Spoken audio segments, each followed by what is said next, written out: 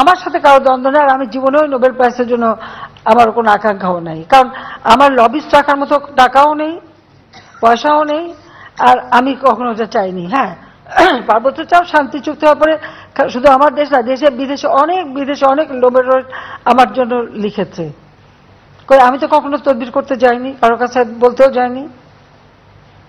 আমি তো কি পেলাম না পেলে ওটা নিয়ে আমি কখনো, ওগুলো আমার মাথার মধ্যেও নেই। আর শান্তি, এখন যিনি অর্থনীতি নিয়ে কাজ করলেন, ব্যাংকের একজন এমডি, সে যখন একটা নোবেল প্রাইজ পায়, তার সাথে আমি কন্টেস্ট করতে যাব কেন? পার্বত্য চট্টগ্রাম শান্তি চুক্তি আমি করেছি।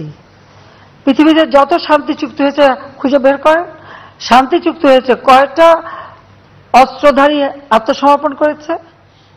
আমি পার্বত্য চট্টগ্রামে শুধু শান্তি চুক্তি করিনি, 1800 জন তাদের অস্ত্রধারী ক্যাডার, তারা আমার কাছে অস্ত্র সারেন্ডার করেছে। আমি তাদের সকলকে সামাজিকভাবে আর্থিকভাবে পুনর্বাসন করেছি। 64,000 শরণার্থী ছিল ভারতে, আমি সকলকে ফিরিয়ে এনেছি, তাদেরকে আমি প্রতিষ্ঠিত করেছি। পার্বত্য চট্টগ্রামে শান্তি প্রতিষ্ঠা করার ফলে আজকে সেখানে ব্যাপক উন্নয়ন হয়েছে। এর আগে কি অবস্থা ছিল? শেখ হাসিনা ক্ষমতা আসার আগে পার্বত্য চট্টগ্রামে কতজন যেতে পারতেন?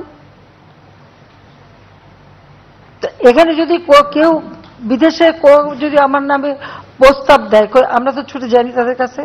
আমার কাছে অনেকে আসছে, আমি বললাম না, আমার সমস্ত পুরস্কারের দরকার নাই।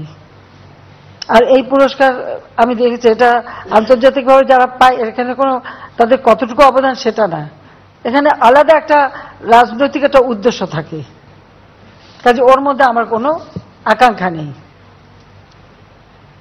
আর বলে দিল যে ওটা নিয়ে নাকি আমি ওনাকে মানে জেলাসি বা ওনার উপরে মামলা করছে তার লেবাররা, এবং প্রত্যেক এলাকায় লেবাররা যখন তাদের দাবি পেশ করেছে, দাবি পেশ করার সাথে সাথে তাদের প্রমোশন হয়েছে, তাদেরকে স্যাক করে দিয়েছে, সবাই মামলা করেছে। আমি তো জানতামও না যে এটা, এবং লেবার কোর্টের মামলা শাস্তি পেয়েছে। তো লেবারদের কি কোনো অধিকার নাই? যারা এত লেবার নিয়ে কথা বলে, মানবাধিকারের কথা বলে, এত কিছু বলে, তারা কোথায় এখন? তারা চুপ কেন?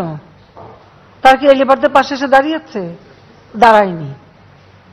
লেবারদের ন্যায্য পাওনা একজনে মেরে খাচ্ছে, চুরি করে খাচ্ছে, সেটা বলেছে কখনো?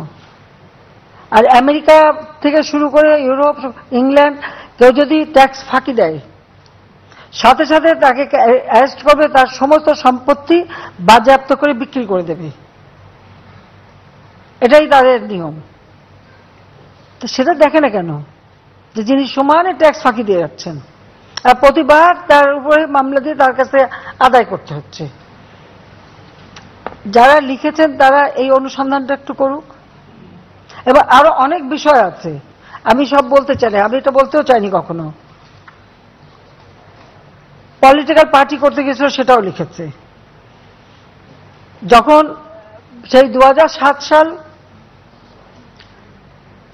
তখন পলিটিক্যাল রাজনৈতিক দল করতে গেল, তাহলে ব্যর্থ হলো কেন? রাজনৈতিক দল করতে পারলো না কেন? সে যদি গ্রামের মানুষকে এত কিছু দিয়ে থাকে, তো সেই মানুষগুলো তো তার জন্য ঝাঁপিয়ে আসবে না? এখন জন্ম সনদ দিয়ে খোলো বিকাশ স্টুডেন্ট অ্যাকাউন্ট, নিজের বিকাশ নিজে কর। আমি মনে হয় তোমারে ভালোবাসি, মনে হয় না, আসলেই ভালোবাসি।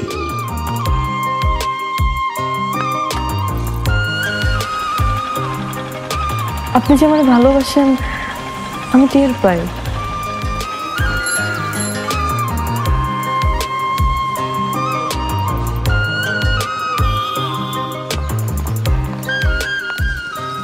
বুকের বাম পাশে যে ব্যথাটা হয়, ওই ব্যথাটার কাছে প্রশ্ন করে দেখো না, ভালোবাসো কিনা। টাকা 10 টাকা 10 টাকা ঘুরাইয়া দেখেন ভাগ্যের চাকা, লটারি লটারি লটারি।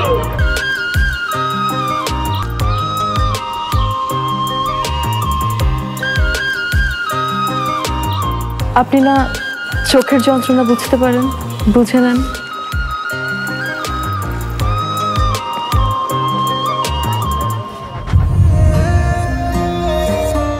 কিন্তু পুরো জগৎ মিথ্যা বলতে পারে, মানুষের চোখ কিন্তু কখনো মিথ্যা বলে না।